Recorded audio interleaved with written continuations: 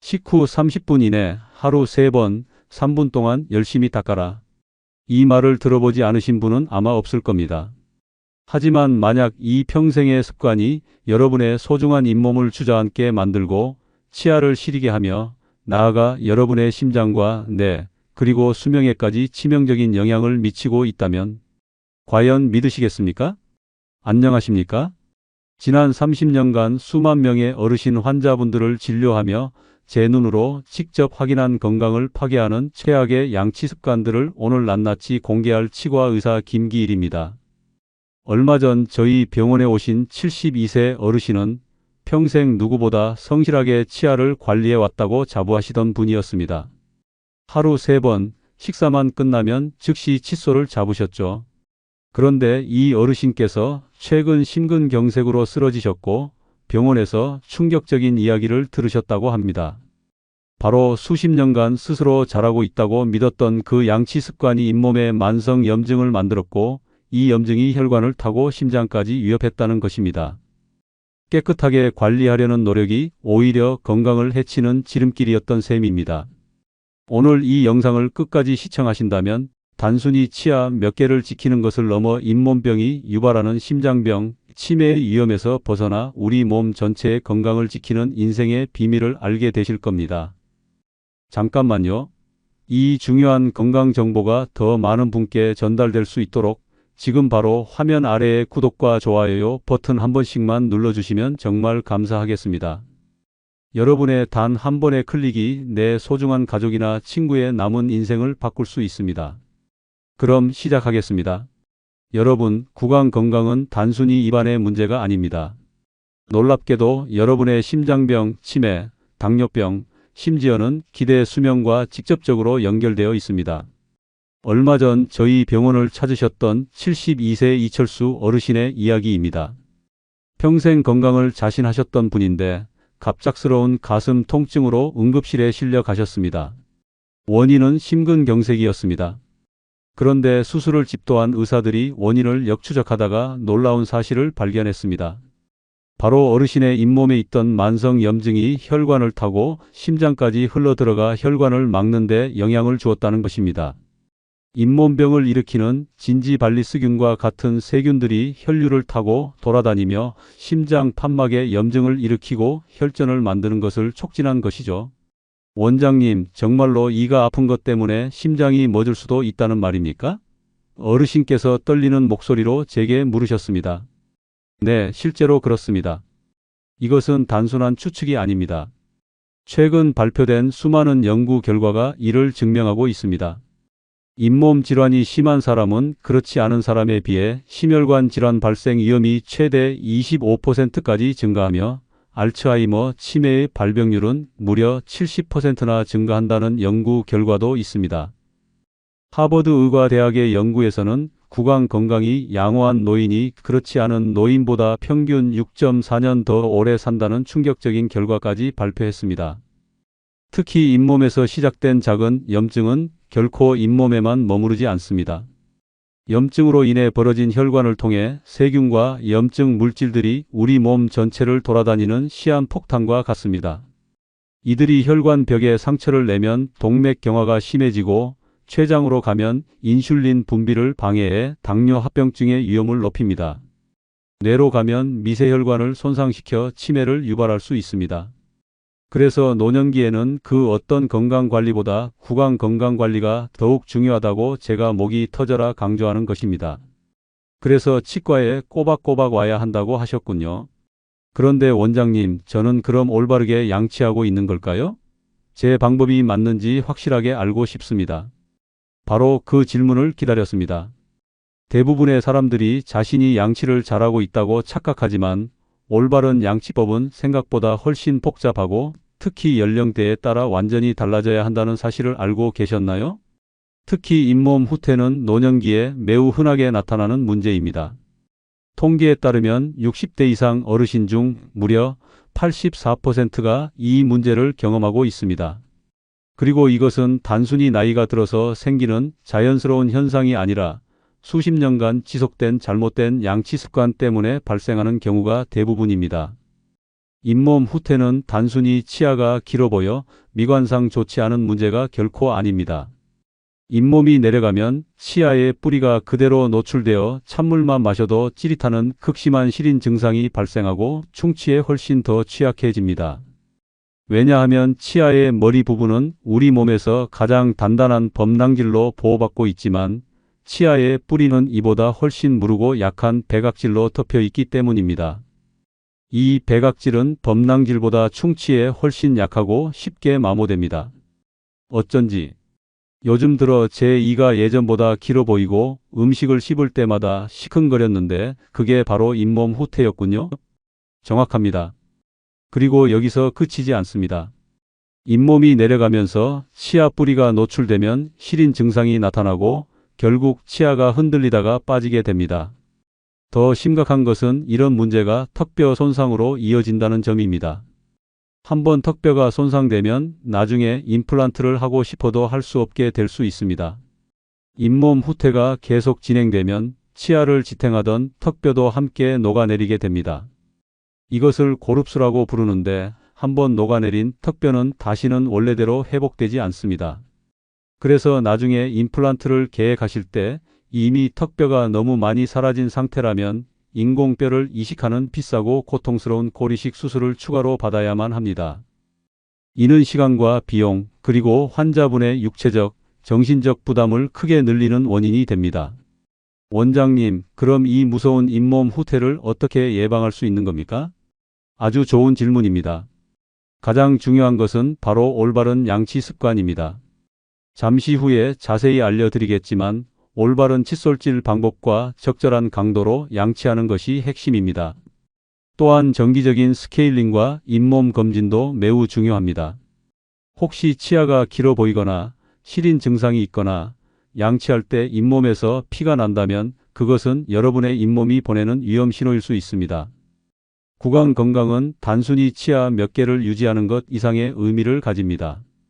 건강한 치아와 잇몸은 영양 섭취를 원활하게 하여 전신 건강의 기초를 다지고 자신감 있는 웃음과 명확한 발음으로 활발한 사회생활을 가능하게 합니다. 이것이 바로 노년의 삶의 질을 결정하는 가장 중요한 요소입니다.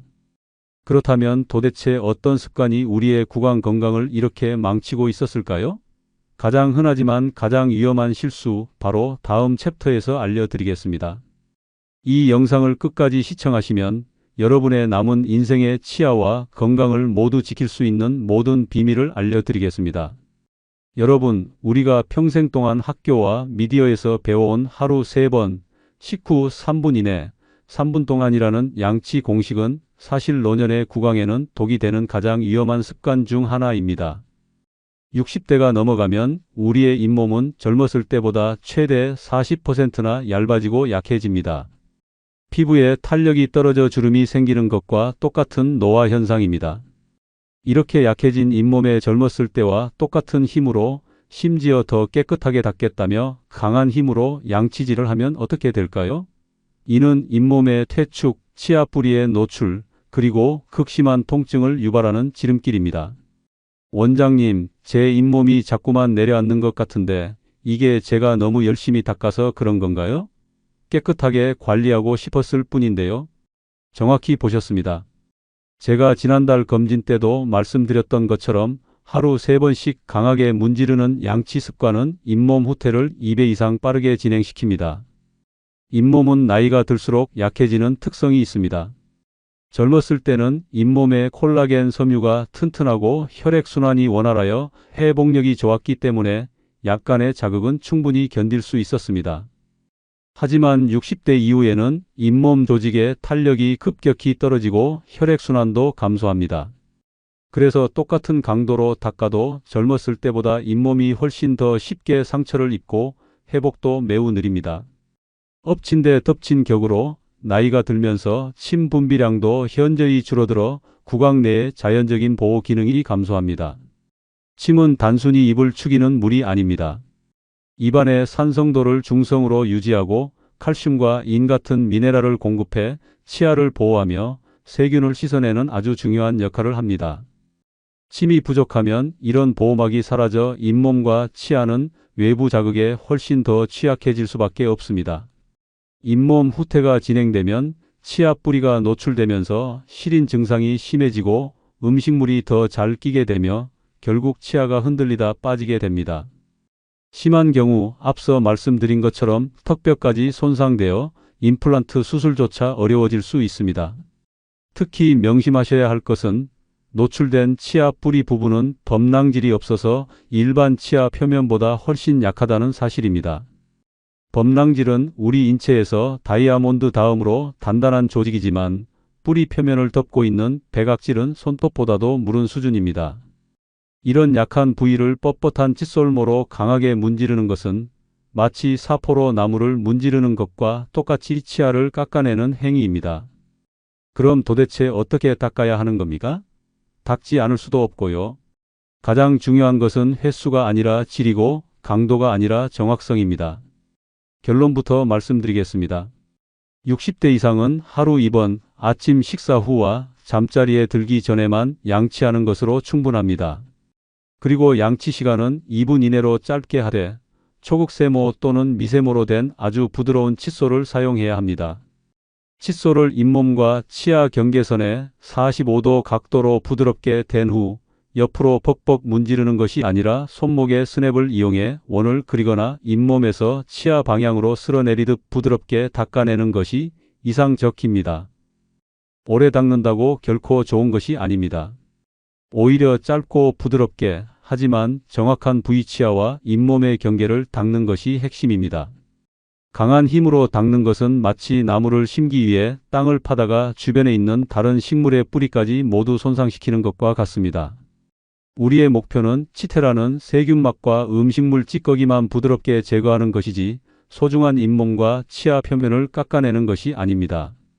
특히 한국인들이 가장 많이 하는 옆으로 문지르는 행마법, 양치법은 잇몸 태축과 치경부 마모를 가속화하는 최악의 방법이니 오늘부터 당장 멈추셔야 합니다.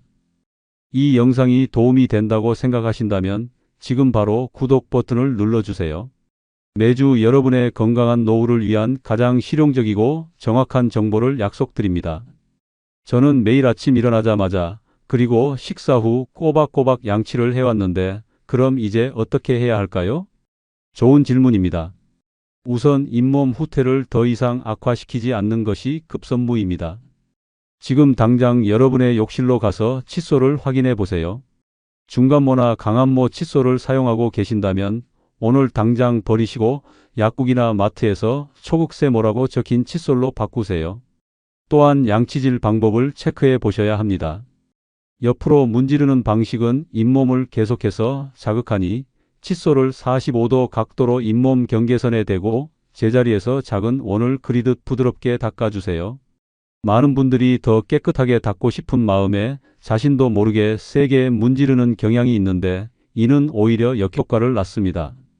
치태는 사실 매우 부드러운 막이기 때문에 부드러운 칫솔질로도 충분히 제거됩니다.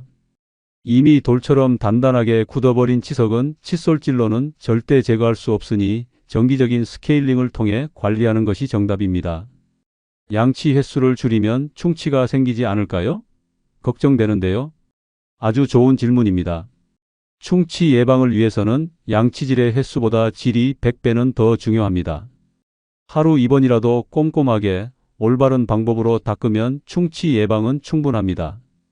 오히려 너무 자주 강하게 닦으면 치아 표면이 마모되어 상아질이 노출되고 오히려 충치에 더 취약해질 수 있습니다. 실제로 제 클리닉에서 관찰한 결과 하루 2번 올바르게 양치하는 어르신들이 하루 3번 이상 무작정 닦는 분들보다 훨씬 더 건강한 치아 상태를 유지하고 있었습니다. 또한 양치질 외에도 충치 예방에 도움이 되는 습관들이 있습니다. 물을 자주 마셔 입안을 건조하지 않게 유지하고 무설탕 껌을 씹어 침 분비를 촉진하며 산성 음료나 단 음식을 드신 후에는 물로 입을 헹구는 것이 큰 도움이 됩니다. 그리고 불소가 함유된 치약을 사용하는 것도 물론 중요합니다. 다른 분들의 습관도 함께 확인해 보면 좋겠습니다. 그렇다면 어떤 치약을 쓰는 것이 맞을까요? 바로 다음 챕터에서 그 해답을 알려드릴 겁니다. 특히 미백 효과가 좋다는 치약을 쓰고 계시다면 더더욱 주목하셔야 합니다. 여러분이 몰랐던 놀라운 사실을 알게 되실 겁니다. 3장 최악의 습관. 이 광고에 속아 잘못된 치약을 쓴다. 미백 효과가 좋다던데요? 치석 제거에 탁월하다던데요? 이런 화려한 광고 문구에 현혹되어 치약을 고르고 계시진 않으신가요? 나이가 들수록 약해진 우리의 치아 표면을 가장 빨리 망가뜨리는 주범이 바로 이런 기능성 치약일 수 있습니다. 70세 이상 어르신의 치아 보호층인 에나멜은 젊었을 때에 비해 많게는 20% 이상 닳아 얇아져 있습니다. 이런 상태에서 연마 성분이 다량 함유된 치약을 사용하는 것은 얇은 유리잔을 철수 세미로 닦는 것과 같은 행위입니다. 극심한 시린 증상과 치아 마모가 급속도로 진행될 수밖에 없습니다. 원장님, 제가 요즘 찬물은커녕 숨만 쉬어도 이가 시려서 못 견디겠어요. 친구가 추천해준 미백 치약을 쓰고 있는데 혹시 그것 때문인가요? 정확히 짚으셨습니다. 미백 치약이나 강력한 치석 제거를 표방하는 치약에 들어있는 다량의 연마제가 이미 얇아진 어르신의 치아 표면을 더 빠르게 깎아내고 있는 겁니다. 노년층에게는 민감성 완화 기능이 있고 저자극성, 저마모성이라고 표시된 치약을 선택하셔야 합니다. 불소는 1000ppm 이상 함유된 제품이 충치 예방에 효과적입니다. 나이가 들수록 치아의 가장 바깥층인 에나멜층은 평생 음식을 씹고 양치를 하면서 조금씩 마모되는 것이 자연스러운 현상입니다.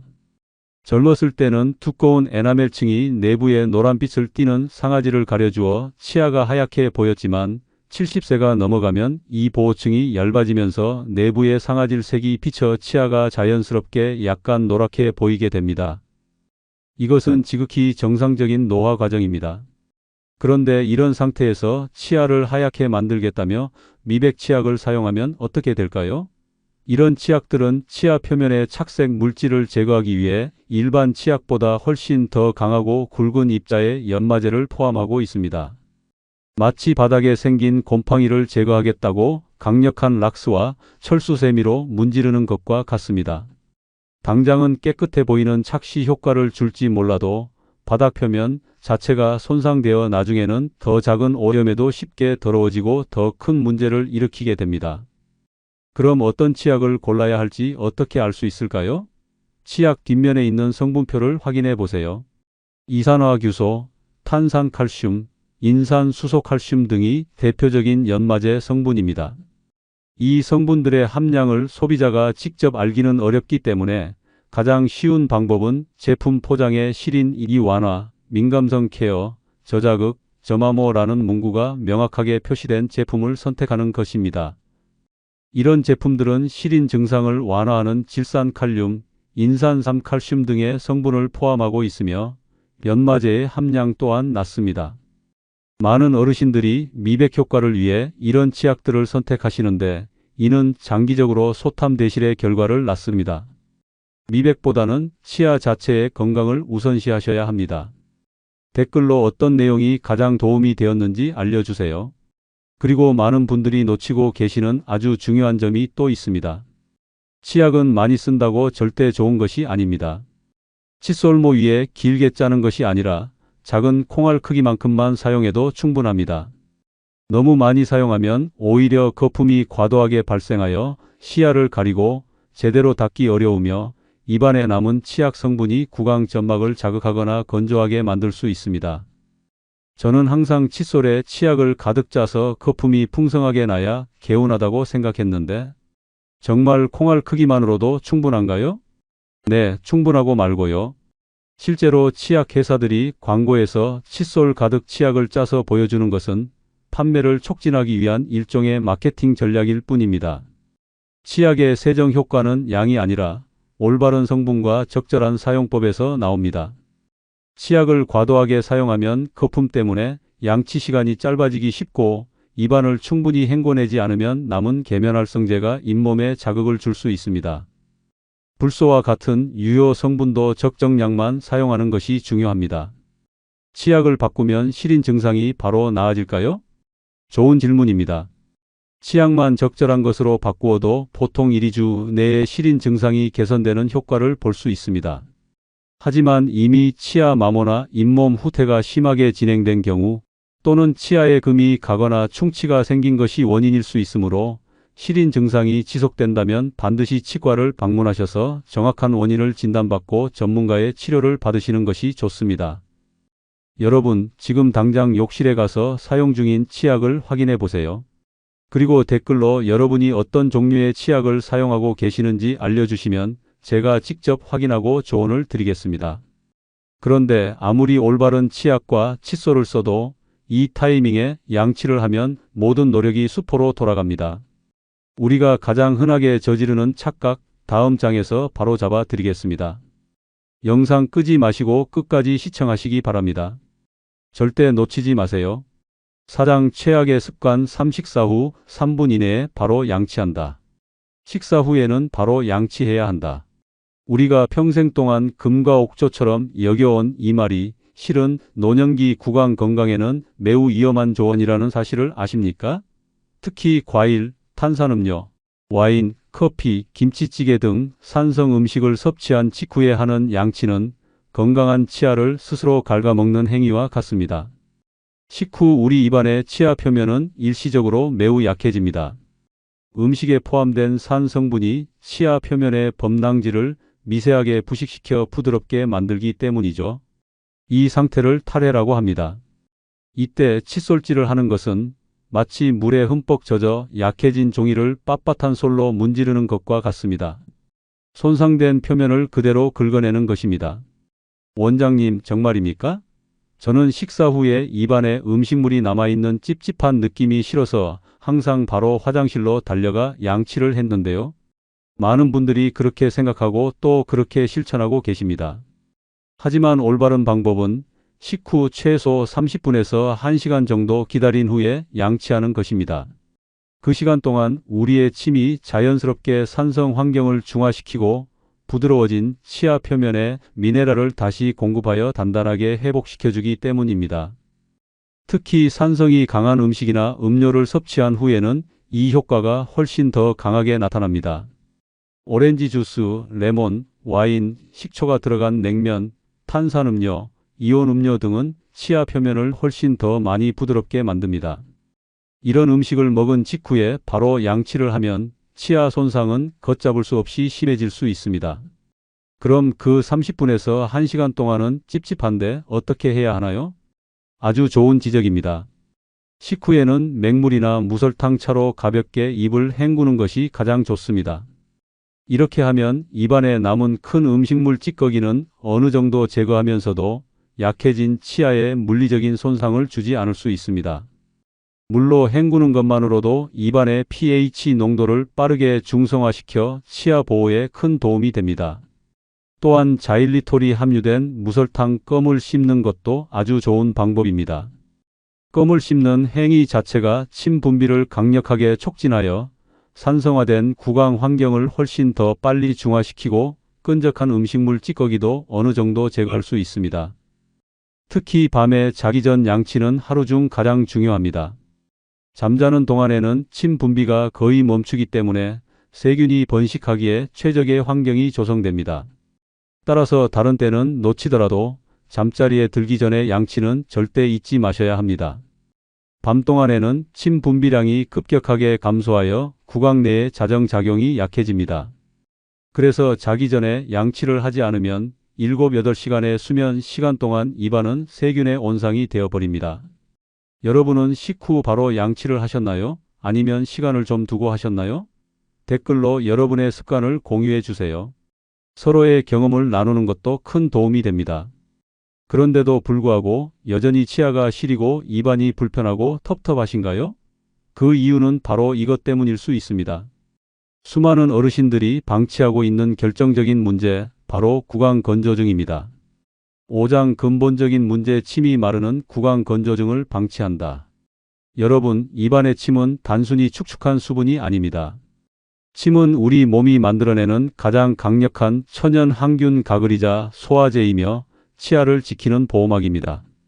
그런데 이 소중한 침이 마르기 시작하면 충치와 잇몸 감염은 물론 식욕 저하와 영양실조, 심지어는 노년기 우울증과 사회적 고립까지 이어질 수 있습니다. 우리 몸에서 만들어내는 침은 놀라운 보호 기능을 가지고 있습니다. 침 안에는 라이소자임이나 락토페린과 같은 항균 성분이 포함되어 있어 구강 내 세균의 번식을 억제하며 음식물의 소화를 시작하는 아밀레이스와 같은 효소도 포함하고 있습니다. 또한 앞서 말씀드렸듯 치아 표면에 미네랄을 공급하여 재광활을 촉진하고 산성 환경을 중화시켜 치아를 보호하는 결정적인 역할을 합니다. 알고 계셨나요? 우리의 침 분비량은 60대 이후가 되면 젊었을 때에 비해 최대 30%까지 감소합니다. 게다가 대부분의 어르신들이 만성질환으로 인해 복용하시는 고혈압약, 당뇨약, 항우울제, 항히스타민제 등이 입을 마르게 하는 부작용을 가지고 있습니다. 실제로 노년층에서 흔히 복용하는 약물 중 무려 400여 종이 구강 건조를 유발하는 것으로 알려져 있습니다. 원장님, 제가 최근에 입이 자꾸 바짝바짝 마르고 음식을 삼키기 힘들고 밤에 목이 말라서 자주 깨는데 이것도 구강 건조증인가요? 말씀하신 증상들이 바로 전형적인 구강 건조 증상입니다. 대수롭지 않게 들릴 수 있지만 구강 건조는 충치 발생률을 최대 300까지 높이고 잇몸 염증은 40%나 증가시키는 매우 심각한 질환입니다. 더 심각한 것은 식사가 불편해지면서 영양 섭취가 부실해지고 입안이 끈적거려 말하기가 어려워지면서 대화를 피하게 되어 사회적 고립까지 이어질 수 있다는 점입니다. 구강 건조증은 단순히 불편한 것을 넘어섭니다. 입이 마르면 음식의 맛을 제대로 느끼기 어려워져 식욕이 급격히 감소하고 이는 노년층의 영양 불균형과 근감소증을 악화시키는 주요 원인이 됩니다. 또한 침이 부족하면 말할 때 혀나 입술이 입천장에 달라붙어 발음이 어눌해지고 이는 대화를 피하게 만들어 우울감과 고립감을 심화시킬 수 있습니다. 구강 건조증은 또한 지독한 입 냄새의 주요 원인이 됩니다.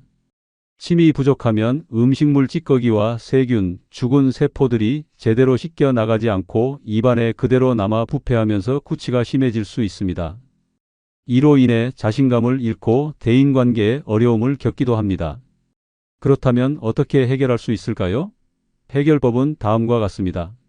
하루 8잔 이상 물 마시기, 한 번에 많이 마시기보다는 조금씩 자주 입을 축이듯이 마시는 것이 중요합니다. 물병을 항상 가까이 두고 수시로 마시는 습관을 들이세요. 무설탕 껌이나 사탕 활용 자일리톨이 함유된 무설탕 껌이나 신맛이 나는 무설탕 사탕은 침샘을 자극하여 침 분비를 촉진하는 좋은 방법입니다. 인공 타액 제품 사용, 약국에서 구매할 수 있는 인공 타액 스프레이나 젤을 사용하여 입안의 습도를 유지할 수 있습니다.